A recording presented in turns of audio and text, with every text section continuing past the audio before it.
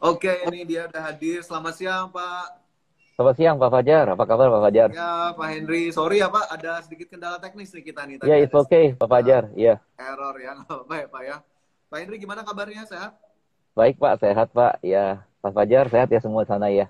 Sehat, sehat. Luar biasa sehat nih, Pak Henry. Pak Henry, tadi teman-teman udah banyak banget yang nanya soal saham per saham, rekomendasi Baik, siap. saham, ada Iya, target price terdekat. Nanti kita coba jawab ya. baik, Anyway, siap. sesi siang hari ini kita mau ngomongin soal IHSG dan juga all time high. Nah ini Pak Henry, dua keywords ini apa yang bisa bisa Pak Henry bagikan ke teman-teman biar mungkin semakin semakin aware nih bahwa mungkin level-level saat ini sudah harus dicermati atau semakin prospektif atau seperti apa Pak Henry? Ya, baik Pak Fajar, teman-teman semua yang udah partisipasi, terima kasih banyak ya. Ya, jadi di sini kita mencermati bahwa all time high itu bukanlah waktu untuk kita profit taking ya. Jadi sekali lagi kita sebagai trader investor harus ada trading plan. Nah, saya tekankan setiap kali harus ada trading plan di kita namanya itu ETET ya. Namanya memang jelek ya, ETET ya. ETET itu berarti kita pastikan tahu sebelum kita untuk masuk posisi entry di harga berapa. Ya itu yang pertama. Ya, kemudian T yang kedua itu adalah target, punya target price-nya di berapa. Nah, kemudian kalau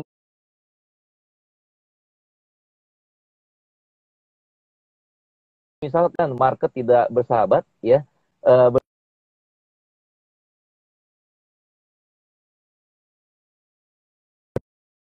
Hmm.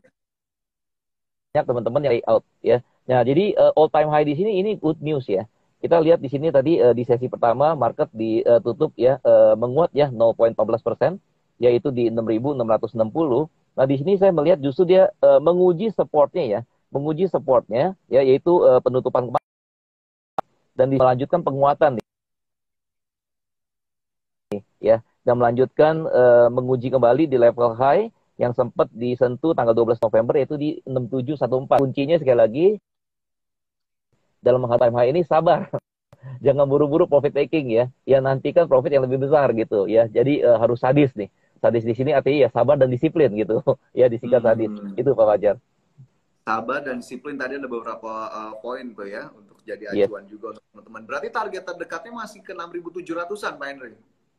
Ya, kita optimis ya dengan rata-rata IHSG bergerak per harinya itu dari 60 sampai dengan 80 poin ya. Ini hari ini kan sudah hari Rabu ya. Ya bahkan mungkin akhir pekan atau awal pekan depan itu bisa berpotensi menyentuh kembali level resistennya itu di 6714 itu Pak Fajar.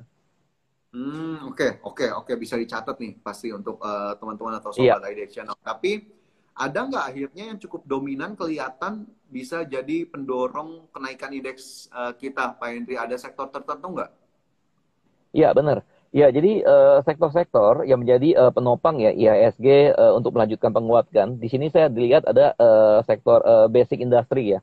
Kemudian ada sektor energi ya, masih sektor energi ya. Kemudian satunya lagi tetap di finance itu. Jadi ketiga sektor ini saya melihat menjadi penopang yang kuat bagi IHSG untuk melanjutkan penguatan, Pak Fajar.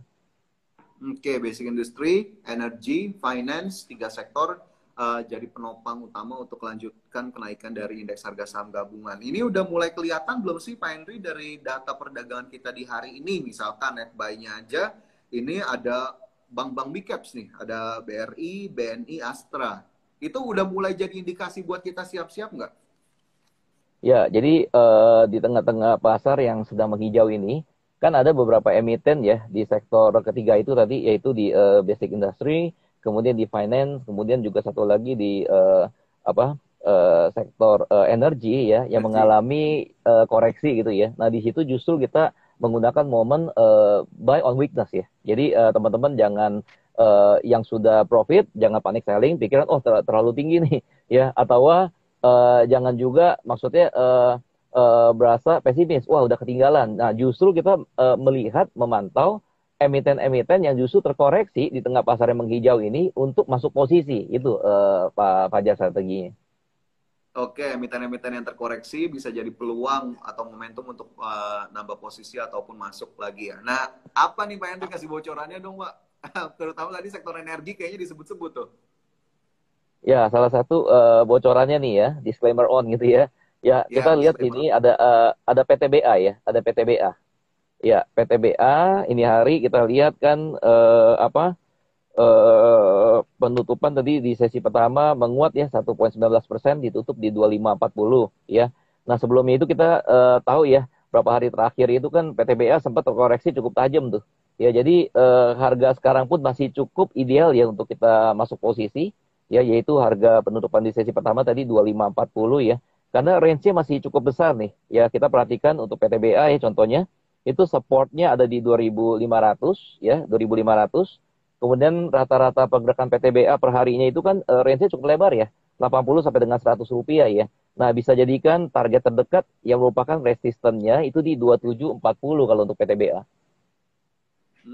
Oke. Jadi supportnya aja masih masih dekat 2.500, tapi targetnya bisa ke 2.700 begitu ya untuk PTBA. Oke, itu salah Iya, satu betul. saham dari sektor energi. Yes. Tapi sektor ini juga kemarin kan menarik nih Pak Henry. Kita tahu ada krisis energi di mana-mana begitu ya. Yes, Kemudian di saat betul. yang sama ada pembahasan climate change, lagi-lagi kena sektor energi juga. Tapi energi kayaknya lebih positif akhir-akhir ini atau justru lebih negatif? Dengan harga energi yang justru kemarin naik sih harga komoditas-komoditasnya Pak Henry. Ya, sebelumnya memang negatif ya, tapi ini ada angin segar ya dari rekan saya nih di Cina sana. Dibilang sekarang di Cina sana sekarang import ketersediaan batu baranya udah besar. Ya, sebelumnya itu kan dia ada politik ya, perang dagang dengan Amerika dengan Australia, ya di mana dia stop ya import batu bara dari Australia dan dia harus source dari tempat lain gitu ya. Nah, ini ada angin segar bahwa mereka sekarang ketersediaan bahan baku batu baranya itu sudah mulai membaik ya. Jadi maksudnya yang sebelum itu krisis energi, pabrik dipaksa ya hanya boleh produksi 10 sampai dengan 20%. Nah, sekarang kelihatannya udah berjalan normal. Ya, kelihatannya udah berjalan normal ya. Jadi kelihatannya yang energi ini boleh kembali masuk posisi ya. Sebelumnya kita khawatir ya mengalami krisis energi. Itu Pak Fajar. Oke. Menyambung energi, Pak Henry. Tadi ada teman-teman juga yang udah nanya nih, sebetulnya tadi Adaro, kayaknya dia punya posisi di Adaro, Pak Henry. Adaro gimana tuh? Masih atraktif nggak? Baik Pak Fajar. Adaro ya, mari kita lihat tadi di perdagangan sesi pertama itu kan ditutup menguat ya, Hmm. 0,92%, ditutup di 1630 untuk Adaro. Nah, Adaro ini kemarin sempat ya menguji level support yang terkuat di 1580 dan berhasil rebound ya, ditutup di 1615 ya akhirnya. Nah, hari ini juga ada indikasi bahwa Adaro itu melanjutkan penguatan ya. Ya, tadi ditutup di 1630. Nah, di sini dengan rata-rata pergerakan Adaro itu per hari sekitar 60 rupiah. Ini berpotensi dalam pekan ini ya, dia bisa menguji kembali level resistennya, mungkin bisa dijadikan target teman-teman di 1745 untuk Adaro, Pak Fajar. Oke, itu buat Adaro ya, bisa dijadikan target. Tadi yang udah nanya tuh, Pak Henry udah langsung jawab, kasih Yes, ya. sarannya untuk teman-teman. Oke, ini ada Mas Rainaldi, suara Pak Fajar kecil ya. Oke, saya agak kencengan sedikit ya ngomongnya ya. Sorry, tadi kalau memang agak kecil. Oke, teman-teman lagi-lagi yang mau tanya langsung silakan aja ketik di komennya. Nanti Pak Henry akan coba kasih saran ke teman-teman. Tetap disclaimer on ya, keputusan investasi, jual ataupun beli tetap diserahkan ke teman-teman. Nah, ini hanya sebagai tambahan pandangan aja. Oke, Pak Henry, tapi kalau kita ngomong soal all time high ya, ada nggak sih indikator-indikator yang perlu kita perhatiin agar kemudian kita lebih lebih firm gitu gerakan kita bahwa oh iya ini menuju all time high. Apakah dari sisi teknikalnya udah muncul pattern-pattern tertentu gitu Pak Henry?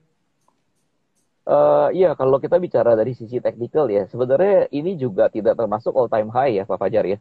Karena 3 hari yang lalu kan sempat terkoreksi ya, IHSG ya, yaitu dari level tertingginya tuh di tanggal 12 November, yaitu di 6714, dan kita kan lihat terjadi koreksi ya, lumayan sehat ya. Itu sempat terkoreksi karena mungkin banyak yang melakukan profit taking ya, investor domestik maupun asing ya, itu sempat terkoreksi di titik terendahnya itu kemarin di bawah 6.600 tuh, 6.592. Nah, hari ini rebound kembali. Nah, berpotensi untuk rebound sih saya bilang. Ya, belum termasuk all time high. Jadi kekhawatiran teman-teman yang mungkin pikir udah ketinggian, enggak ya, high masih bisa higher ya. Jadi sekali lagi kuncinya sadis ya, sabar dan disiplin gitu.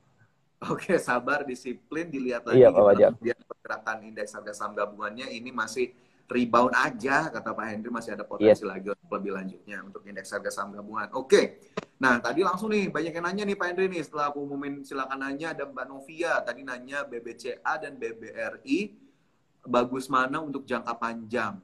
Nah, gimana Pak Hendri ngelihat dua saham ini?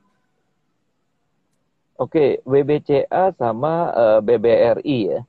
Nah, hari Hmm. ini kita lihat sih yang udah rebound itu BBRI ya. Ini perdagangan sesi kedua udah dibuka, dia mulai naik nih ya. Udah positif Hmm. 1,21% di 4180, sementara BCA masih belum gerak nih, masih 7475 ya. Nah, kita bahas BBCA dulu deh ya. Kalau BBCA sih secara teknikal bergerak ranging dan ada potensi rebound ya. Kemarin itu sempat menyentuh low-nya di 7325 ya, kemudian rebound akhirnya ditutup di 7475 ya. Dan hari ini juga kisaran harganya masih di 7450 ya, sampai dengan 7500. Nah, kalau yang mau masuk BBCA sebenarnya hari ini adalah cukup ideal ya. Maksudnya cukup ideal selama dia bergerak ya, diperdagangkan di atas level supportnya di 7325 ya. Sebenarnya harga saat ini pun di 7450 masih ideal untuk kita masuk posisi itu, Pak Fajar. Oke, masih dia untuk masuk posisi. Tapi untuk jangka panjang masih confirm oke BBCA? Ya, BBCA untuk jangka panjang masih cukup oke ya. Kita lihat kan range pergerakan harganya cukup lebar ya, di Rp155 per hari ya. Ini di medium term lah, kita bicara medium term dulu gitu ya. Apabila kalau BBCA itu bisa break ya di atas 8250 level resistennya, ini berpotensi ya menuju ke angka 9.000 kalau untuk BBCA. Oke, medium term berpotensi ke 8.000 dan juga 9.000 tadi ya. Berarti ini memang Iya, harus kita lihat juga gimana posisi tahun ke tahunnya BBCA ya. Meskipun hari ini masih ada di 7475, 7450. Oke, tapi kalau dibandingin sama BBRI akhirnya gimana tuh Pak Hendri? ya Masih kalau menarik nggak jangka BBRI, panjangnya juga BBRI? ya BBRI juga cukup menarik ya. Ini sebelumnya itu kan pergerakannya ranging, dan kemarin juga kita lihat ada indikasi rebound ya pada saat dia ditutup di 4130, dan hari ini juga belum ketinggalan nih Pak Fajar, teman-teman nih ya. Sudah naik 1,21%, sekarang harga diperdagangkan di 4180 ya. Jadi untuk BBRI ini kalau teman-teman mau masuk dengan harga sekarang pun masih cukup ideal ya, karena dengan pergerakan hariannya ya, BBRI itu kan sekitar 70 sampai dengan 80 rupiah. Ini sampai dengan pekan depan gitu ya, Pak Fajar ya, berpotensi untuk menguji level resisten yang terdekat, itu BBRI ada di 4460, Pak Fajar. Oke, masih ada uji resisten terdekat untuk BBRI begitu ya, dan hari ini di 4190. Mbak Novia silakan aja dijadikan tambahan saran begitu ya untuk membandingkan dua saham ini, BBCA dan juga BBRI. Oke, tadi juga ada yang nanya, sorry banget namanya aku kelewat Pak Henry, tapi ini kayaknya agak back to basic pertanyaannya. Cara trading saham yang benar gimana sih Pak Henry tadi nanya? Mungkin ada saran-saran dikit, tips-tipsnya? Ya, sekali lagi cara trading saham itu, jadi sebelum kita masuk posisi harus ada yang namanya trading plan ya. Nah, trading plan itu ingat aja nama jeleknya itu etet gitu ya. Nama jeleknya etet. Bisa kalau yang jelek-jelek itu gampang diingat. Nah, etet itu apa? E itu adalah entry. Ya, jadi sebelum masuk posisi itu harus tahu saham pilihannya apa, kemudian masuk di harga berapa ya. Itu basic banget ya. Jadi kalau misalkan kita nggak tahu saham apa yang mau dipilih, di harga berapa mau kita masuk, itu mendingan jangan dulu. Jangan dulu, mendingan kita filter dulu gitu loh. Nah, itu E ya, entry. Nah, kemudian yang kedua adalah target ya. Jadi bahkan sebelum kita masuk posisi, harus kita tahu dulu target price itu berapa. Nah, cara tahunya gimana target price? Kita pelajari. Yang pertama trend. Kedua, volatility-nya. Ya, rata-rata pergerakan emiten tersebut sehari itu berapa. Nah, kemudian juga ya kita bisa menggunakan bantuan tool technical gitu ya, dengan kita mengambil garis resistance, support. Nah, resistennya itu bisa kita jadikan sebagai target terdekat gitu ya. Nah, itu T ya. Nah, kemudian ya, market kan tidak selalu berjalan sesuai dengan planning kita ya. Makanya sebelum kita masuk posisi, kita harus mengukur resikonya ya. Nah, resiko itu kita namanya adalah exit ya. Jadi ET ya. Jadi exit ya. Di harga berapa maksimum risk yang bisa kita tanggung ya sebelum kita masuk posisi. Nah, maksimum risk itu dihitung dari apa? Dihitung dari volatility-nya. Nah, sekiranya kalau misalkan volatility terlalu besar dan itu tidak sesuai dengan risk profile kita, lebih baik skip, cari emiten yang lain. Nah, kemudian ETEP tadi ya, T-nya yang terakhir adalah time frame ya. Jadi kita harus tahu ya berapa lama kita stay di sebuah market. Ya, jadi jangan bingung ya, jangan sampai nanti aturan kita mau trading jangka pendek menengah, gara-gara loss jadi investor seumur hidup ya, bukan jangka panjang lagi gitu. Ya itu sih Mas Fajar, kalau dari saya simpelnya itu ya harus ada trading plan gitu. Oke, trading plan, assess lagi diri sendiri, profil risikonya seperti apa, biar tahu ya harus masuk ke Iya, saham-saham yang mana, seperti iya. apa targetnya. Oke, itu tadi Sobat IDX Channel yang udah nanya cara tradingnya gimana, itu berharga banget tadi sarannya dari Pak Henry. Oke, ini masih ngomongin soal all time high, kemudian juga potensi HSG. Kalau akhir-akhir tahun ini kan biasanya hawa-hawanya window dressing nih, Pak Henry. Udah ada kelihatan dari sana nggak arah-arah dari window dressing itu udah kelihatan indeks kita nggak? Ya, biasa akhir tahun itu kan orang liburan gitu ya. Ada lagi yang bilang katanya ada Santa Rally dan sebagainya istilahnya gitu ya. Nah, perhatikan aja. Jadi kalau IHSG sih saya tetap ya dilihat dari view technicalnya optimis ya. Masih tetap bisa melanjutkan penguatan ya, didukung oleh pemerintah ya, kemudian juga direksi Bursa Efek Indonesia saat ini juga sangat support banget gitu ya, dengan kita melihat banyak sekali ya emiten-emiten baru ya yang melantai di bursa gitu ya. Nah, kalau saya lihat sih yang penting kita lihat ya, apakah IHSG ini mampu bertahan di level supportnya yang terkuat di level 6.400. Ya, kalau misalkan masih bisa bertahan di level 6.400, walaupun terjadi koreksi itu masih wajar sih. Ya, namanya juga kalau udah profit orang gatel gitu ya, bawaannya mau take profit gitu ya. Nah, ada pengaruh pasti aksi profit taking koreksi sedikit gitu loh. Ya, jadi sekali lagi untuk IHSG kalau memang teman-teman tujuannya untuk nabung ya, kan kita ikut mendukung nih kampanye nabung saham dari Bursa Efek Indonesia ya. Ya, stay calm sih, jangan buru-buru profit taking, justru pada saat emiten terkoreksi, nah kita menggunakan kesempatan untuk kita masuk posisi gitu. Yang penting kedisiplinan kita sih, ya dalam mengalokasi dana, kemudian juga kedisiplinan kita dalam memantau kita punya trading plan itu sih Pak Fajar. Oke, jadi jangan panik, tetap balik ke trading plan-nya sambil dilihat movement-nya ataupun kondisi terbarunya seperti apa. Baik, Pak Hendri ada pertanyaan dari Rido nih, nanya soal Unilever Indonesia. Pandangan Pak Henry untuk Unilever jangka panjang gimana Pak? Baik Pak Rido, terima kasih partisipasinya.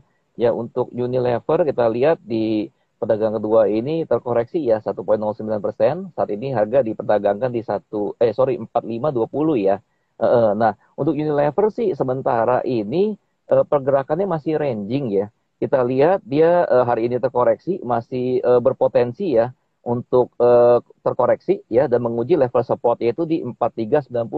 Ya, jadi kalau yang belum masuk posisi lebih bersabar ya, lebih bersabar. Nah, pada saat dia menyentuh level supportnya di 4390, nah itu level yang ideal untuk kita masuk posisi. Ya, jadi saat ini kalau menurut saya kalau UNVR itu lebih ke tahap wait and see gitu ya. Jadi yang belum masuk posisi itu bersabar. Kemudian kalau yang sudah masuk posisi jangan panik selling ya, karena dia masih di atas supportnya 4390 untuk Unilever. Ya. Oke, tapi udah muncul belum Pak tanda-tanda bangkitnya Unilever ini? Kayaknya beberapa tahun terakhir atau beberapa waktu terakhir gitu ya, Unilever nih kayak kurang atraktif nih Pak. Bener nggak sih Pak? Sebenarnya kalau untuk jangka panjang Unilever ini selalu all time favorite gitu ya. Cuma kita All tahu time kan daya favorite. beli, ya di real sektornya memang daya beli masyarakat kelihatannya di sektor consumer belum pulih gitu ya.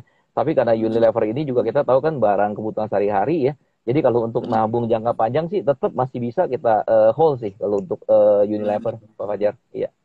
Oke, di hold saja dan juga wait and see ya tadi ya terdekat untuk Ya, betul. Unilever Yes. dari Pak Henry. Oke. Kemudian pertanyaan berikutnya Pak Henry ada lagi nih yang kayaknya udah punya Antam nih. Antam gimana prospeknya Pak Henry dalam waktu dekat? Baik, Pak Fajar. Untuk Antam ya kita lihat saat ini terkoreksi ya 0,84%. Ya, harga diperdagangkan saat ini di 2360 ya. Nah, kalau untuk Ya. Antam sini ini pergerakannya ranging ya dari pertengahan September sampai dengan hari ini ya. Nah, jadi untuk Antam eh, bagi yang belum masuk posisi lebih bersabar, ya ini lebih ke wait and see state, ya dilihat karena dia berpotensi menguji dulu nih level supportnya di 2320 ya, 2320 sekali lagi. Kalau dia berhasil, maksudnya terkoreksi dan menguji level 2320 ini level supportnya, kemudian rebound, nah di situ berpotensi ya Antam itu untuk kembali ya naik ya, kemudian menguji level resisten terdekatnya di 2430 kalau untuk Antam ya. Jadi lebih ranging ya. Saya lebih merekomend ya, disclaimer on untuk short term to medium dulu dah ya. Long termnya belum gitu kelihatan nih kalau Antam nih. Dia karena ranging dia. Oke, karena ranging short term to medium dulu, long termnya belum kelihatan untuk Antam tadi yang sudah nanya soal Antam sudah punya posisi begitu ya, dilihat-lihat lagi. Oke, ini tadi ada lagi yang nanya, sorry saya scroll sedikit. Tadi ada Sagita ya. Masih dari energi nih kayaknya nih Pak Hendri nih. ITMG, gimana ITMG Pak Hendri? Baik untuk ITMG ya, mari kita lihat untuk ITMG sendiri hari ini udah menguat cukup signifikan ya, 4,84%. Saat ini harga diperdagangkan di Rp20.025 ya. Kalau untuk ITMG sendiri sebenarnya saat ini adalah harga yang ideal untuk kita masuk posisi ya.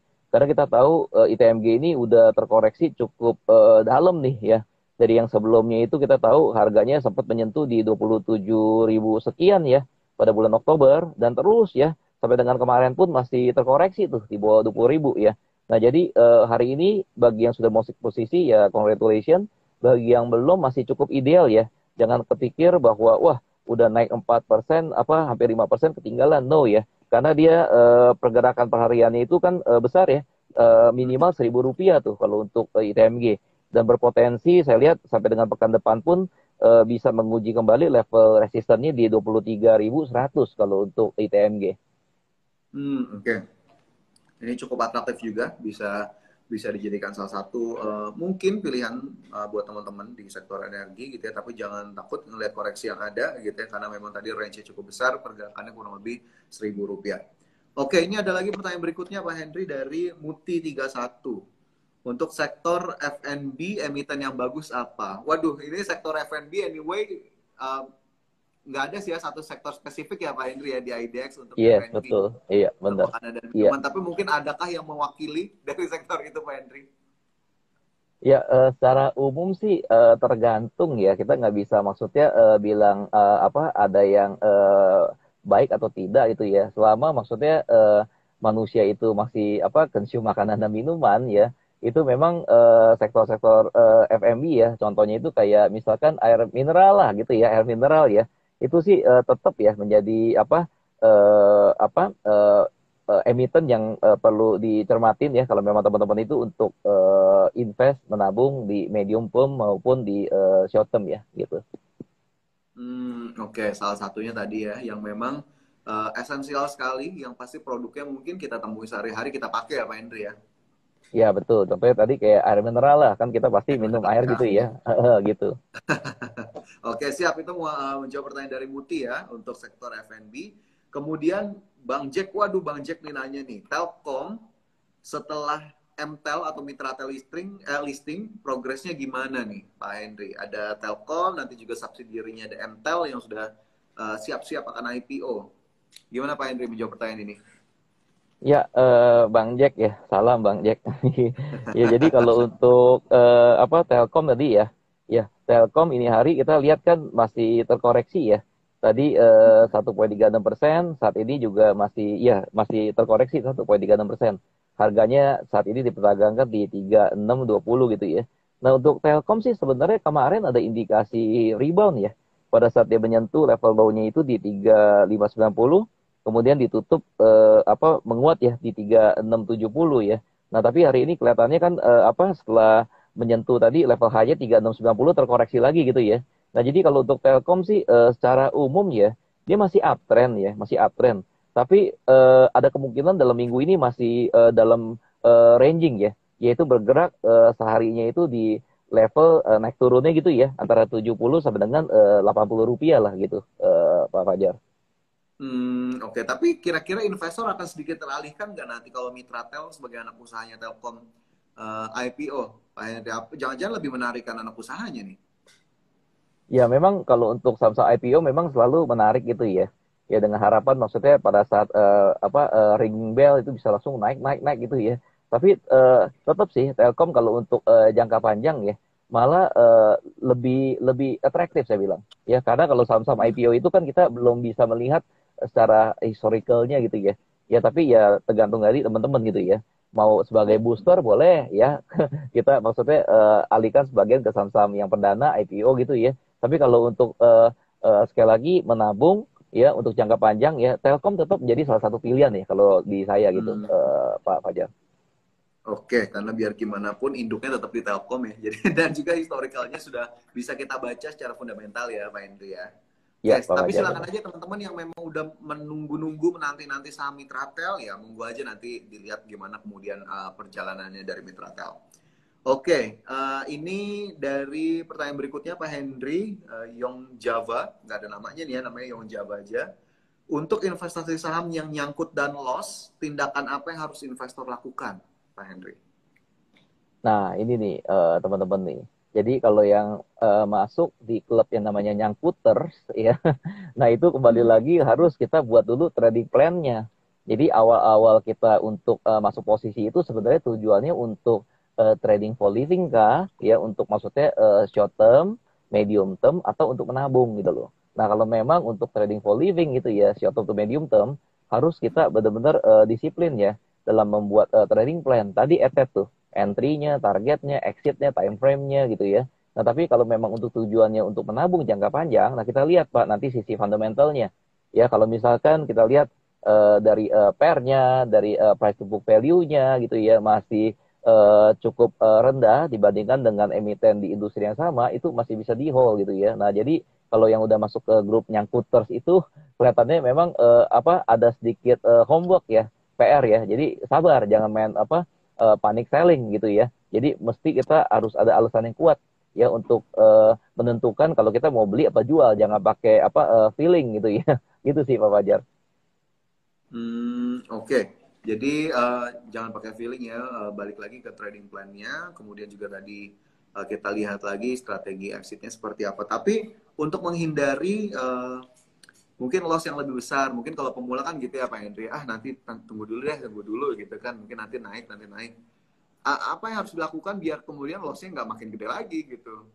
Tepat jadi momentumnya oke, penurunan segini keluar gitu. Misalkan sebenarnya sih udah ngelebihin target exitnya dia gitu Pak Henry. Nah, kalau yang udah telanjur ya sekali lagi ya kita mesti buat planning yang baru nih ya. Namanya Planning ya baru, plan oke. B, ya plan B ya. Dalam arti kita harus maksudnya disiplin ya. Dalam arti misalkan kita sudah targetkan oke, apabila dia break supportnya ya. Nah, ini mesti decide nih ya dari awal Hmm. ya sebelum kejadian memang kita mau exit ya atau mau nambah posisi gitu loh. Nah, kalau nambah Hmm. posisi juga harus ada alasannya kenapa ya, apakah memang kita untuk menabung jangka menengah, jangka panjang, atau seperti apa gitu loh. Jadi jangan kacau istilahnya dah. Ya, jadi kalau Hmm. trading itu jangan kacau karena kita kan di saham ini kan kita bukannya main saham loh ya, kita invest ya, ya invest ya. Namanya kan berdagang ya. Nah berdagang itu Ya, harus ada planning ya. Itu sih Pak Fajar. harus ada planning dan disiplin kuncinya ya Pak Henry ya, disiplin. Ini Ya mutlak nih betul. yang harus dilakukan nih. Iya Oke, betul tadi Pak semoga Fajar. menjawab dari pertanyaan soal nyangkuters gitu ya ataupun yang loss. Kemudian, wah ini tadi sebetulnya sudah kita tanyakan nih BBRI apakah ada pencerahan Pak? Apakah di hold saja meskipun turun terus selama pandemi? Dari Shiva. BBRI sebenarnya tadi kita udah ulas ya. Mungkin singkat aja Pak Henry, BBRI gimana nih? Mungkin Ya, teman-teman ada yang belum dengar.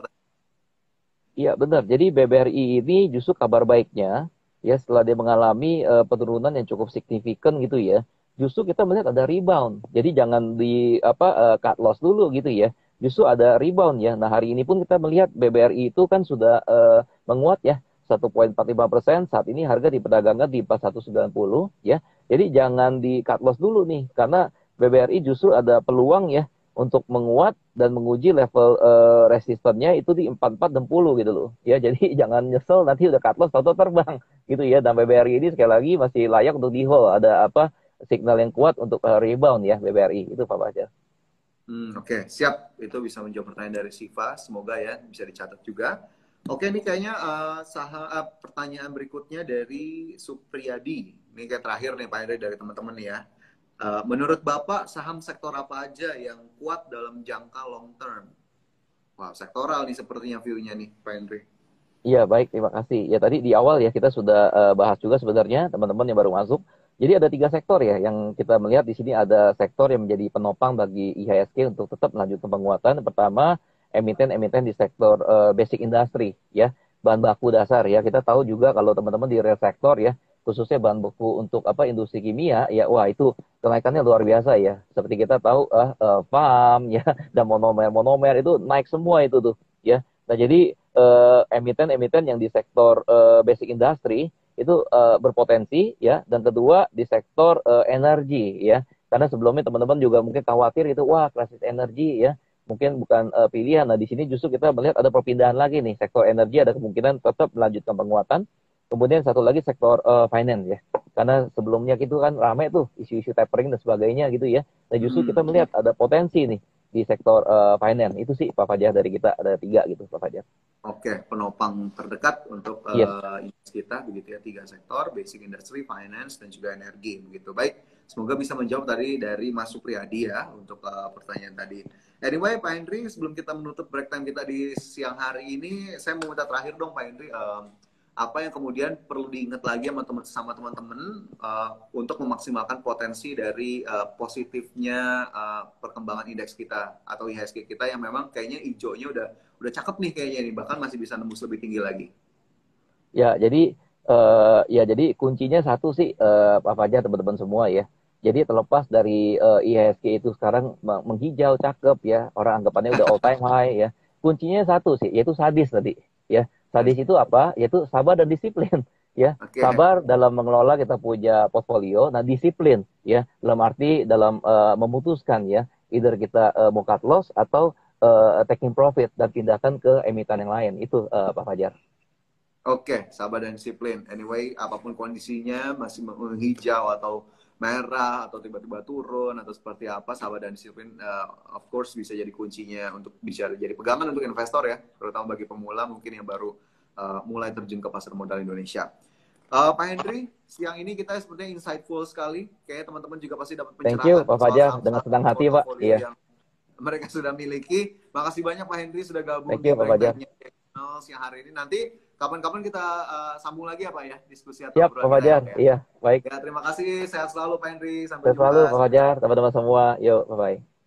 Ya, ya teman-teman, thank you banget. Ini sudah bareng-bareng kita sampai akhir sesi di break time siang hari ini. Semoga tadi pertanyaan-pertanyaannya terjawab. Yang belum terjawab nanti ikut di break time berikutnya. Nanti pasti akan kita ulas juga bagaimana kemudian bisa membantu teman-teman, bisa ngasih saran meskipun sekali lagi keputusan tetap ada di tangan teman-teman ya, jual ataupun beli. Dan sekali lagi, jangan percaya siapapun yang membuka jasa penitipan-penitipan investasi, apalagi mengatasnamakan IDX Channel, karena kita tidak pernah membuka jasa ataupun layanan seperti itu. Dan anyway, ini udah sampai di sesi akhir kita. Terima kasih banyak. Sehat selalu buat teman-teman. Jaga kesehatan, jaga portofolio, dan salam cuan.